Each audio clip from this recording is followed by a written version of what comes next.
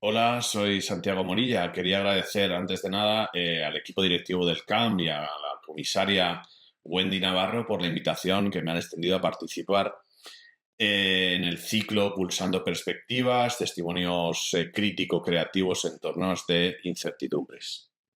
En esta conferencia quiero abordar desde mi propia investigación en la práctica artística cuestiones que tienen que ver con la sostenibilidad, con la ecología, el cambio climático y en general con la creación de narrativas de futuro desde la creatividad, ¿no?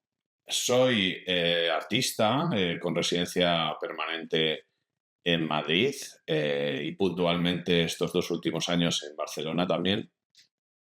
Soy profesor además en la Facultad de Bellas Artes de la Universidad Complutense de Madrid e investigador centrado en las sinergias entre arte, tecnología, como medio de conocimiento, acción, percepción, en torno a lo que conocemos como, entre comillas, naturaleza. He titulado esta conferencia Cómo establecer extraños parentescos desde la tecnodiversidad artística. Un título que voy a contextualizar brevemente antes de comenzar.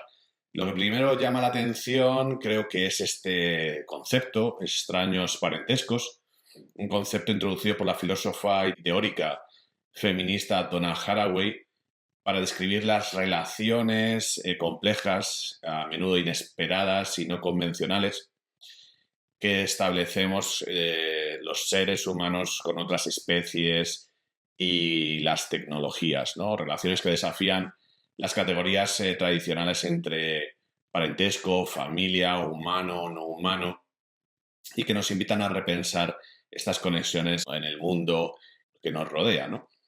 Esto implica ir más allá de los parentescos, como he dicho, más allá de los vínculos de sangre. Podemos encontrar parentescos en lugares, en seres inesperados, entre animales, plantas, máquinas. Y desafía también este concepto las jerarquías, obviamente, ¿no? Las jerarquías entre humano y no humano, entre la naturaleza y cultura. Apela a unas nuevas formas de comunidad, ¿no? Y el otro término que emerge en el título es la tecnodiversidad, ¿no? Es un término introducido por el filósofo y teórico de la tecnología Yuk Hui como una alternativa a la homogenización tecnológica global que hemos experimentado en las últimas décadas, ¿no? Aboga más por la pluralidad, ¿no? De las maneras de comprender y relacionarse con la tecnología, ¿no? La tecnología no es solo un móvil o la inteligencia artificial, sino también un pincel o una bicimáquina, ¿no? Son diferentes abordajes de la tecnología en relación a la cultura, a la tradición y a la contextualización histórica y geográfica, ¿no? Que quiero complementar además con el análisis de la complejidad y de la problemática de nuestro tiempo con esta perspectiva del filósofo y sociólogo Bruno Latour en su libro Dónde aterrizar, que ha seguido desarrollando en Dónde estoy, una guía para habitar el planeta. Sostiene Latour que la humanidad está desorientada, incluso molesta, si no tomamos en cuenta esta relación tan extraña que establecemos con la otredad, ¿no? Por lo que queda fuera de mí, la otredad no humana, ¿no? En un entorno que, digámoslo así, nos define de manera codependiente y al que normalmente solemos instrumentalizar, ¿no? Sostiene que este panorama sociopolítico y que se ha desarrollado vertiginosamente en los últimos 50 años se caracteriza por un peligroso cóctel compuesto por 3 ingredientes, básicamente. La explosión vertiginosa de las desigualdades socioculturales y económicas. En segundo lugar, por la masiva desregularización tecnopolítica, el contexto ideológico y económico en el que vivimos. Y la sistemática maniobra de negación del cambio climático, 3 efectos de lo que podemos considerar como el turbocapitalismo, muy asociado a la necropolítica de Membe, necropolítica global, que está dispuesta a mantener en el centro tanto los privilegios como los actuales privilegiados de esta deriva ante el colapso ecosistémico. Pero lo importante que quería señalar aquí es dónde se sitúa el arte y la cultura en esta producción de sentido crítico para el contexto, en el contexto y desde el contexto en el que nos encontramos. Y en concreto, dónde se sitúa mi producción artística. Estas son las tres principales áreas o vértices sobre las que investigo y que quiero analizar hoy con vosotras. Tres nodos de un triángulo que formaliza mi investigación en arte. En primer lugar, el nodo o vértice superior nos indica que, en primer lugar, soy un artista multimedia, multimedial. Esto quiere decir que utilizo múltiples medios para formalizar mis ideas de la mejor manera posible, ¿no? Una herencia, digamos, del arte conceptual. Veréis que realizo sobre todo video performance, intervenciones site-specific, es decir, diseñadas y producidas para un contexto específico. Creo, sobre todo, experiencias interactivas de inmersión que se formalizan fundamentalmente en el espacio público, ¿no? El segundo vértice es las tecnologías situadas, que son básicamente aquellas tecnologías que se centran en contextos geográficos, materiales y políticos específicos, tecnologías que están producidas según materiales, necesidades situadas en relación al contexto en el que se encuentran y se ubican finalmente. Ya he avanzado en el concepto de Yu Hui, de tecnodiversidad, que incluso de cosmotécnica, que también habla el filósofo chino, que es una relación no instrumental entre la actividad humana y el mundo natural, ¿no? Que no podría o no debería de reducirse solo a formas de extracción capitalista, ¿no? También veréis que rindo tributo en mi práctica al solar punk, con el uso de bicimáquinas, con prototipos que siempre están en código abierto y que participan de estas filosofías de socialización del conocimiento, ¿no? Con especial interés a la sonorización y visualización de datos. Por último, en ese tercer vértice, la post-naturaleza. ¿Por qué post? Porque para mí se ha acabado el romanticismo o la idealización de una idea prístina e inalcanzable de naturaleza. Lo que quiero decir es que ya no hay lugar ni en el océano más profundo, ni en el estómago más oscuro, ni en el aire más puro donde no encontremos un residuo o una huella de origen humano. Esto es posnaturaleza, una naturaleza después de nosotros que nos remite a nosotros y a nuestro propio futuro en relación con ella, ¿no?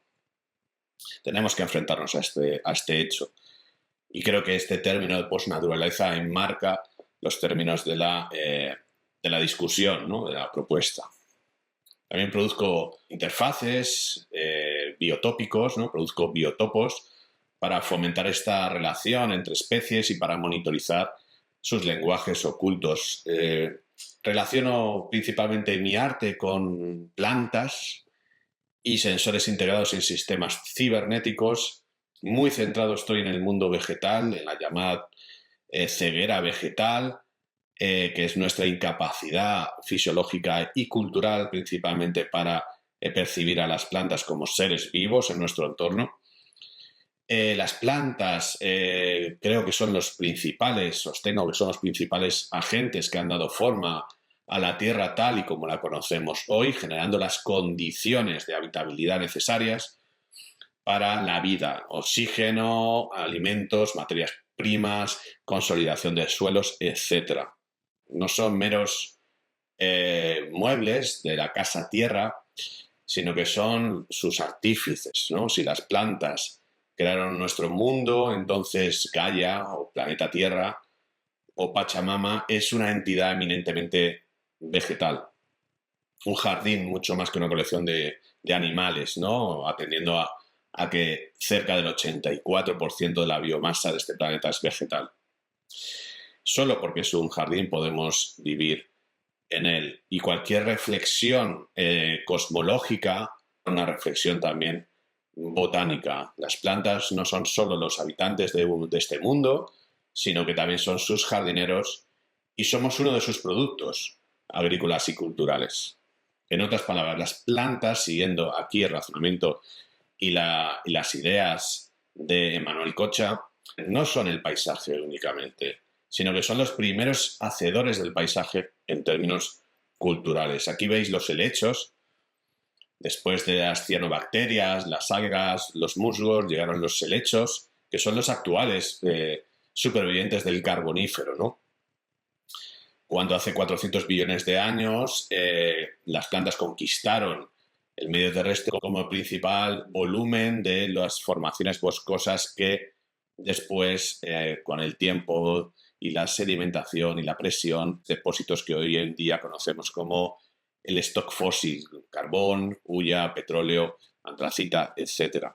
Son el stock fósil que logró transformar ese flujo o stock solar almacenado, radiación, circulación atmosférica, fotosíntesis, en una energía que es a día de hoy, todavía lo sigue siendo, la base de este espejismo de progreso de nuestra civilización petrodependiente. Son el futuro, son el presente y fueron también el pasado de la terraformación.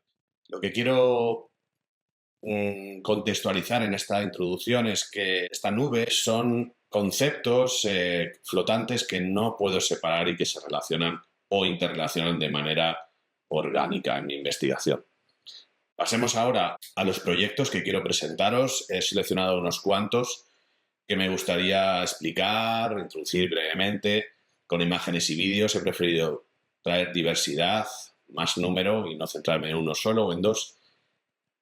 Comentaré sus objetivos, pero también las reacciones y algunos resultados obtenidos en sus activaciones y exposiciones públicas. Este proyecto se llama Prototipos Fundadores de Bosques y son dispositivos experimentales pensados para abordar los problemas de producción de energía y también de producción de alimentos mediante tecnologías apropiadas. Está concebida esta bicimáquina como un jardín portátil autónomo y que no está conectado a la red eléctrica, pero que es capaz de iluminarse pedaleando. En algunas de las versiones hay una batería que se carga con energía humana. Ya digo, lo importante aquí no es tanto el compromiso, digamos, de efectividad en términos técnicos, sino esta relación simbólica y simbiótica entre el compromiso físico del ser humano y el pequeño ecosistema vegetal, ¿no? Esta batería ilumina el huerto y en otra versión también oxigena el acuario. Hay versiones en las que pedalear, como esta que os enseño aquí de la colección del MUSAC, del Museo de Arte Contemporáneo de León. Aquí las transferencias de energía lo que consiguen es que se produzcan o se coproduzcan mutuamente. La energía cinética no solo determina, digamos, el equilibrio homeostático de las plantas, su salud, digamos, su crecimiento, su evolución, sino también está implicada en la propia salud humana al proporcionar este suplemento dietético del participante. Este otro proyecto tiene que ver con el anterior y por eso lo traigo a continuación. Se llama Derivas Babilónicas, un comisariado por parte de Jordi Pallarés y que fue expuesto en residencia y en exposición individual en el Centro Arts Santa Mónica de Barcelona. Diseñé y produje diferentes bicimáquinas como activadores de la exposición de los no humanos en el espacio público, en concreto plantas.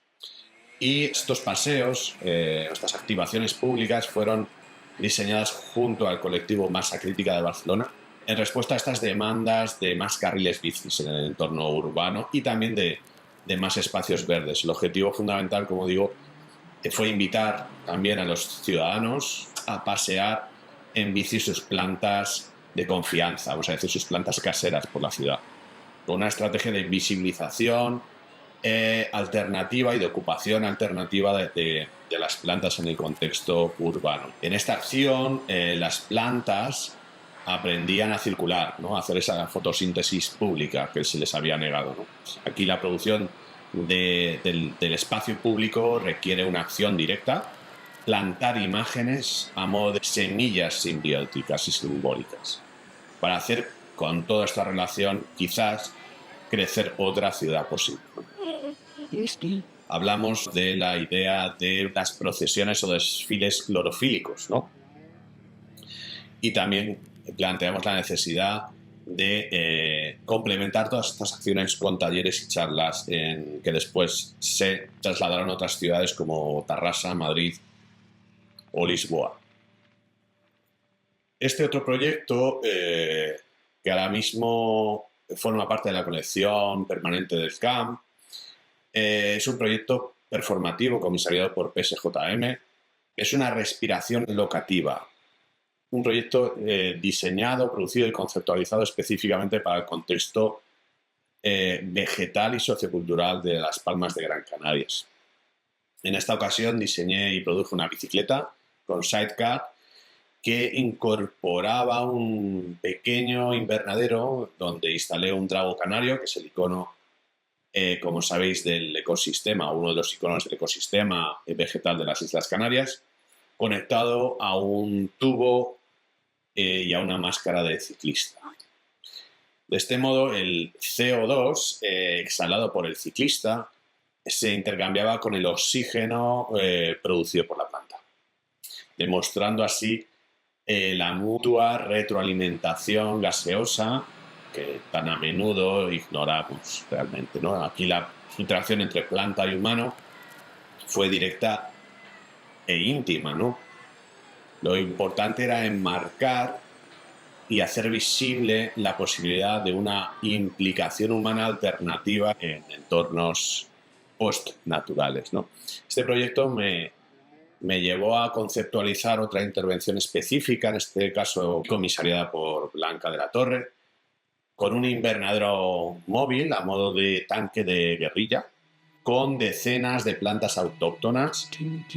Aquí los impulsos de la electroconductibilidad de las especies vegetales fueron monitorizados, introduje esta variable más, y sonorizados a lo largo del recorrido performativo. Y además en cada una de las paradas de todo el recorrido se presentaban y explicaban convenientemente las plantas, cuáles eran, siempre en función de sus características botánicas y en relación con el contexto sociocultural local. La intención de esta oficina del agua, fue de nuevo reivindicar otro posible uso del espacio público a través de la visibilidad y del intercambio de conocimientos sobre plantas en el espacio compartido. Y bueno, aquí quiero destacar la importancia de nuevo de la exposición pública como función transformadora, con otros agentes de significación y de derecho como son las plantas y las tecnologías. En definitiva, establecer nuevos vínculos donde la movilidad sostenible y la política se encuentren en el asfalto a través de la práctica artística. Este es otro proyecto que se llamaba Secuencias de Impacto. Hay dos versiones. Aquí veis la primera. Es una experiencia audiovisual inmersiva que se instaló en el centro de Bilbao durante el Festival de Arte Público e Intervenciones Específicas Bilbao Art District. Y lo que produje fue un domo geodésico con una selección de plantas que interpretaron la interacción con su entorno en función de diversos parámetros de comunicación como la luz, la humedad, la temperatura, el nivel de pH, la electroconductibilidad de nuevo, las vibraciones y el tacto. Me parece relevante que aquí las plantas seleccionadas fueron estas mismas plantas que el Ayuntamiento de Bilbao utiliza para cubrir los parterres de los espacios públicos. Lo importante es que creo es dar la voz a estos agentes invisibilizados, a estos no humanos, dentro de una cúpula geodésica donde 3 visitantes podían ver y oír cómo variaban los parámetros de comunicación de las plantas en función de estos estímulos antrópicos, ¿no? Gracias a un software personalizado de procesamiento y visualización y sonificación de datos desarrollado junto a Jaime de los Ríos. Aquí las plantas se convirtieron en instrumentos musicales que interpretaban estas secuencias armónicas de la interacción antrópica. Hice después una segunda versión, portátil más pequeña, con 3 sensores fijos y uno variable, unas resistencias que medían el diferencial eléctrico de las hojas y de las raíces de la planta. Y este prototipo lo instalé en el hall de entrada, como veis ahí, del Museo Thyssen-Bornemisza. Introduje además arriba, lo veis, un pequeño sintetizador para tocar con y acompañar la música creada por la planta, de manera que la planta generaba la base sobre la cual se podía interactuar a tiempo real a través de este sintetizador. De nuevo aquí, mi idea fue visibilizar y sonorizar aquellas plantas invisibles, aquellos ornamentos y decoraciones instrumentales que pasan desapercibidas. Lo interesante, creo, en este proyecto, desde mi punto de vista, es que por primera vez en esta institución tan conocida, un Ficus benjamina era tratado como un sujeto artístico. O estaba enmarcado intencionalmente como tal, como un sujeto artístico, como una obra incluso de arte, sujeto-objeto artístico. ¿Por qué? Porque fue y es el testigo histórico de toda la transformación espacial de este museo, ¿no? De hecho, estaba allí mucho antes de que el edificio se convirtiera en museo. Me interesaba, por tanto, darle la voz, ¿no? Un sujeto con derecho a voz, resignificado a través de la instalación artística. Este otro proyecto se llama Plantoide Misántropo y está a medio camino entre una broma y una experiencia de hacking que se mostró, se instaló en el Museo Palacio Condes de Gavia, en Granada, la exposición Traducir un bosque. Pensé, siguiendo el razonamiento de Stefano Mancuso, que si un robot con forma humana es un androide, un animaloide sería con forma animal, o un insectoide inspirado en los insectos, un plantoide sería un robot inspirado en el reino vegetal. Pero este además es misántropo, ¿no? Es decir, no le gustan los humanos. Es un plantoide que huye cuando nos detecta con sus sensores perimetrales y aborrece este contacto o esta presencia humana. De hecho, contrariamente a lo que podemos creer, las plantas reaccionan a nuestro tacto de la misma manera que a la agresión. Activan procesos de defensa ante posibles ataques de herbívoros, principalmente, retrayendo sus hojas, cerrando sus estomas o emitiendo volátiles orgánicos para advertir a sus congéneres, a sus parentescos, ¿no? Aquí conecto con lo de extraños parentescos, ¿no? Cuando no estamos presentes, este plantoide misántropo vuelve al punto central donde realiza su fotosíntesis. Todos estos bailes o coreografías planto-humano o plantoide humano fueron el material de interacción que se mapeó diariamente en el espacio expositivo y que se publicó en abierto, ¿no? Me interesaba generar un registro personalizado de la experiencia de usuario o visitante para conectarla con lo relacional, con lo social, con lo viral incluso, ¿no? Esta experiencia de hacking, tanto de hardware como de software, es a día de hoy de código abierto, disponible para todo el mundo. De hecho, entiendo que esta obra ayuda, entre comillas, ayuda a la planta a hacer lo que le gustaría hacer, que es el sueño de toda planta, evitarnos, ¿no? Propone una experiencia alternativa a la que estamos acostumbrados, que una planta nos rechace espacialmente en tiempo real, ¿no?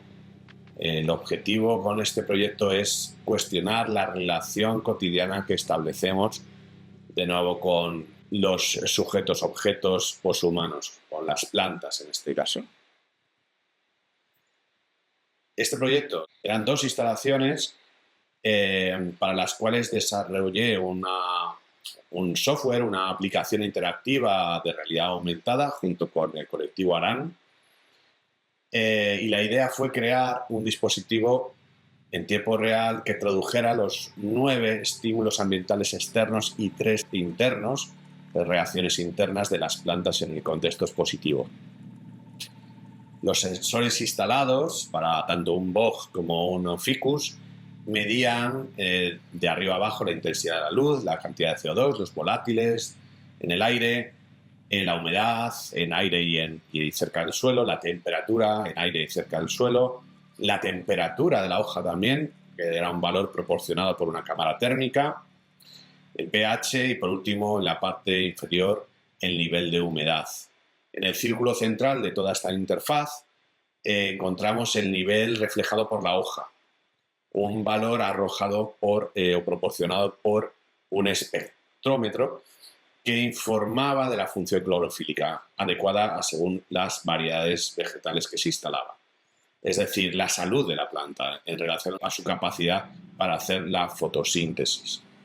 Estos 10 círculos flotaban en ese círculo mayor de la fotosíntesis y en condiciones utópicas o perfectas convergerían todos en un punto central iluminando, ¿no? Esta condición ideal nunca se produce, pero sí nos puede facilitar ver simplemente y escuchar esos valores para darnos una idea general de cuál es la salud y el estrés que podía tener esa planta, ¿no? Todos estos valores, como ya he anticipado, se asociaban a sonidos especialmente compuestos para el proyecto en un paisaje sonoro generativo. Podían activarse y desactivarse selectivamente, de manera que con esta experiencia yo lo que quería era que fuera intuitivo y fácil percibir, como ya he adelantado, el estado general, ¿no? Antes de consultar el valor de cada uno de sus parámetros. Escuchando un tono o un loop podíamos percibir fácilmente que a lo mejor a la planta le faltaba agua, o estaba entrando en el umbral, digamos, de acidez, o estaba calentándose más de lo debido, ¿no? Este es otro proyecto que produje invitado por un festival de artes híbridas de La Rochelle 01.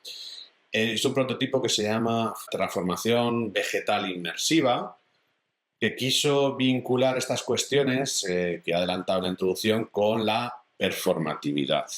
De nuevo, habréis visto que me interesa mucho la acción, el compromiso biopolítico, cinético, la percepción que tenemos de la evolución de las plantas. Quise conectarla con los procesos de terraformación y con los compromisos físicos, pero también ideológicos que tenemos con la inteligencia artificial. Me explico. Lo que se encontraba el espectador era un invernadero con una cinta que te invitaba a caminar, de manera que cuando empezabas a caminar se activaba una narración audiovisual sincronizada con el paso y se activaban una serie de imágenes que habían sido entrenadas con inteligencia artificial. La experiencia requería tiempo por parte de implicación, por parte del espectador, porque se activaban a tu paso estos lentos, esta narración de los lentos procesos de evolución de las plantas, hasta completar un ciclo que a ritmo normal podía durar en torno a 16 minutos y 600 metros de distancia. Aunque siempre era posible parar o acelerar el vídeo, empezando a correr o bajándote de la cinta, ¿no? La inteligencia artificial aquí fue alimentada con las diferentes taxonomías de las plantas, desde las cianobacterias hasta las angiospermas, para que pudieran generar transiciones entre imágenes. Sin embargo, todo este reconocimiento e interpretación de las imágenes, que fueron entrenadas a través de miles y miles de imágenes disponibles en Internet, siempre estos procesos, como digo, estaban incompletos, parecían fragmentados. En cierto modo, mi hipótesis es que el resultado puede ser interpretado como un legado de nuestra ceguera vegetal que hemos transferido a la inteligencia artificial. Nuestra incapacidad cultural para ver o percibir las plantas en su entorno específico, codependiente y simbiótico, es y está nutriendo a la inteligencia artificial a nivel de imaginario social instituido. Y por último quería introducir este proyecto que se llama Hidropolíticas de la Ribera del Marco, producida en el contexto de Cáceres Abierto 2023. Seguí con la idea de la lógica de dar la voz a los no humanos, en concreto en este caso más al agua y a todos sus microbiomas y macrobiomas involucrados en su ecosistema, e implicó la recogida y el análisis e interpretación de datos de la calidad del agua de la Ribera del Marco y en 4 de sus fuentes públicas de la ciudad de Cáceres, que aún están en uso, ¿no? Muchas de ellas.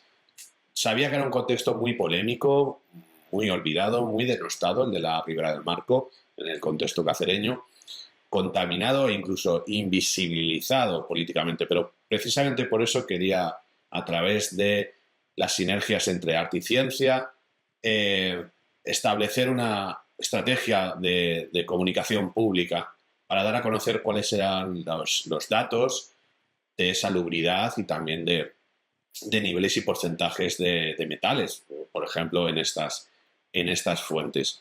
A partir de estos resultados diseñó una campaña de contrapublicidad que incluía la colocación de 5 carteles en las 4 fuentes analizadas, carteles que mostraban los datos de manera objetiva, con preguntas sobre los altos niveles de contaminación y de no potabilidad.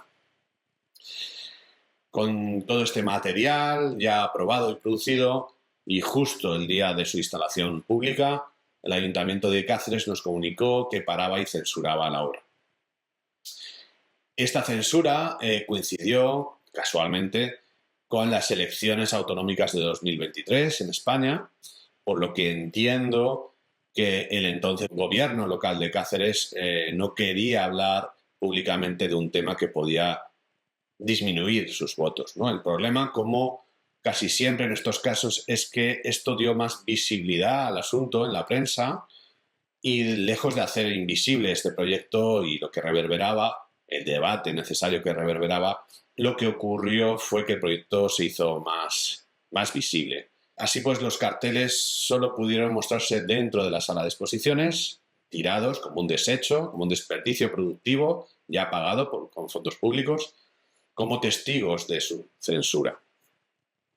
Pero eso sí, gracias a esto, o por culpa de esto, lo que hice fue actualizar y personalizar más la obra, mostrando todos los registros del proceso científico y artístico, de formalización de datos, y lo hice junto a la documentación de prensa y las declaraciones de apoyo de la comunidad artística nacional. Además, decidí realizar un vídeo que combinaba los datos químicos con un sistema de inteligencia artificial que detectaba los objetos de origen humano a lo largo de la ribera del río. El objetivo, claro, de este vídeo era contextualizar el proyecto con preguntas sobre los derechos legales de los no humanos en los ecosistemas, que es una de las grandes ausencias y grandes oscuridades en términos de derechos, ¿no? De derechos del Parlamento de las cosas, como diría Bruno Latour. Estos datos habían provocado la censura política, con lo cual no me extraña que cada vez más haya proyectos artísticos entre el arte y la ciencia y el arte y la tecnología que reverberan cuestiones ecosistémicas o ecocríticas y que sean censurados, ¿no? Lo ecocrítico es político y es personal. Este vídeo, sin embargo, está siendo utilizado actualmente por asociaciones ecologistas locales y nacionales para llamar la atención política sobre la Ribera del Marco. De hecho, creo que este ejemplo es bueno para entender que el espacio es un contexto híbrido, compartido con otros seres vivos de los que dependemos, no se nos olvide esto, y donde la tecnología y el arte nos pueden ayudar a participar y a situarnos en relación estética, pero también y sobre todo política. Como veis, a lo largo de todas mis producciones, investigaciones artísticas, intento comprender mi entorno, dando la voz a los no humanos, o más que humanos, a través de la mediación tecnológica, en el espacio de activación pública, entendido como un espacio híbrido. El arte puede proporcionar un marco crítico y lúdico para la empatía, y lo creo firmemente. La mediación tecnológica es una forma, entiendo, de conocer y ampliar la percepción, no siempre la mejor, pero a veces la más acertada, al menos creo, en términos generacionales. Mi intención, de nuevo, es clara. A modo de conclusión, quiero provocar una experiencia estética enredada a través de la tecnoperformatividad y la inmersión en una experiencia corporizada que nos ayude a conocer y cuidar y empatizar con la otredad, con la alteridad, con lo no humano, con lo más que humano de nuevo. Como una estrategia ecoestética de subjetivación biofílica, de amor a la vida, pero también tecnocrítica. Mis instalaciones artísticas también pueden señalar cómo, de hecho, el uso de la tecnología facilita el control social y la domesticación de la naturaleza, que son dos caras de una misma moneda que siempre quiero tener en cuenta en mi producción y en mi reflexión artística, porque se trata, como ya dije al principio, de no romantizar la naturaleza, pero tampoco de idealizar la tecnología. La tecnología no es el arca de Noé ni es la solución final, el solucionismo, diría Eugeni Morozov, que nos va a salvar del colapso y de la extinción, ¿no?, a los seres humanos. Puede ser parte de la solución, pero también parte del problema, ¿no? Y con esto quiero llegar ya al final de la presentación. Os agradezco muchísimo la invitación. Nos vemos pronto, espero. Muchísimas gracias.